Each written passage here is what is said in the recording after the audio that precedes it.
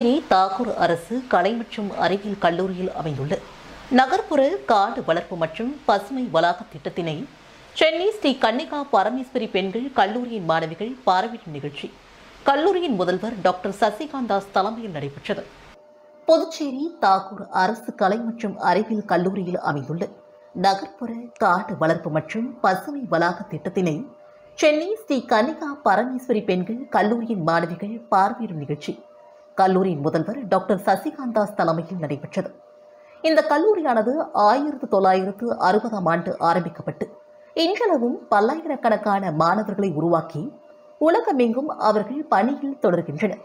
இந்த கல்லூரியில் கல்வி போதிப்பது மட்டுமின்றி மாணவர்கள் திறன் சார்ந்த பல்வேறு வகையான மேம்பாட்டு பணிகளும் மேற்கொள்ளப்பட்டு வருகிறது. இங்கே மாணவர்கள் கல்வி கற்பிப்பதற்கான சூழ்நிலை உருவாக்கப்பட்டுள்ளது. மாணவர்கள் இயற்கை சார்ந்த திறந்தவெளி வகுப்பறையில் பாடம் கற்பிப்பதற்கு தேவையான அனைத்து சூழல்களும் ஒருங்கே அமைந்துள்ளது. மேலும் அரிய வகை மர வகைகளும் கொடி செடிகளும் இங்கு பராமரிக்கப்பட்டு வருகின்றன. ஓங்கி வளர்ந்து சுவாச காற்று தருகின்ற பல்வேறு மரங்களும் இங்கு காட்சியளிக்கின்றன. இயற்கை என்பது விலங்குகளின் வாழ்விடமாக இருந்து வருகிறது.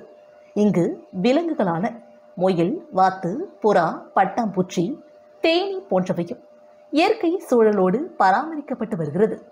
இத்தகைய சிறப்பு வாய்ந்த அரசு நிறுவனத்தில் அமைந்துள்ள நகர்ப்புற காடு வளர்ப்பு மற்றும் பசுமை வளாக திட்டத்தினை புதுச்சேரி உயர்கல்வி இயக்குநரகத்தின் அறிவுறுத்தலின்படி புதுச்சேரி மாநில உயர் கல்வி நிறுவனங்களான இந்திரா காந்தி அரசு மருத்துவக் கல்லூரி, ராஜீவ்காந்தி அரசு கால்நடை மருத்துவக் கல்லூரி, காரைக்கால் பெண்கள் பாலிடெக்னிக் கல்லூரி முதலான நிறுவனத்தின் சிறப்பு விருந்தினர்கள் பார்வையிட்டு அவற்றை தங்கள் நிறுவனங்களில் ஆரம்பிப்பதற்கான முன்முயற்சியும் எடுத்தனர்.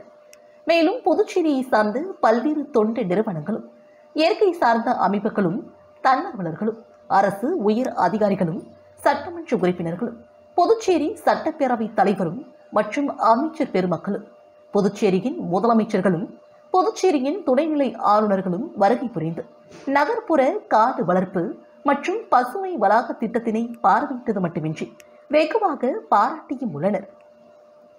இத்தகைய சிறப்பு வாய்ந்த நகர்ப்புற காடு வளர்ப்பு மற்றும் பசுமை வளாக திட்டத்தினை கல்லூரியின் முதல்வர் டாக்டர் சசிகாந்த் தாஸ் அவர்கள் சென்னை ஸ்ரீ கன்னிகா பரமேஸ்வரி பெண்கள் கல்லூரியின் துணை முதல்வர் டாக்டர் வனிதா மற்றும் பேராசிரியர் மது தலைமையில் வந்திருந்த பேராசிரியர்கள் மற்றும் மாணவர்களுக்கு விரைவாக எடுத்துக் கூறினார். தொடர்ந்து வருகை புரிந்த மாணவிகளுக்கு கல்லூரியின் மியூசிக் கிளப் மாணவர்கள் இசையின் வாயிலாக வரவேற்பு வழங்கினர்.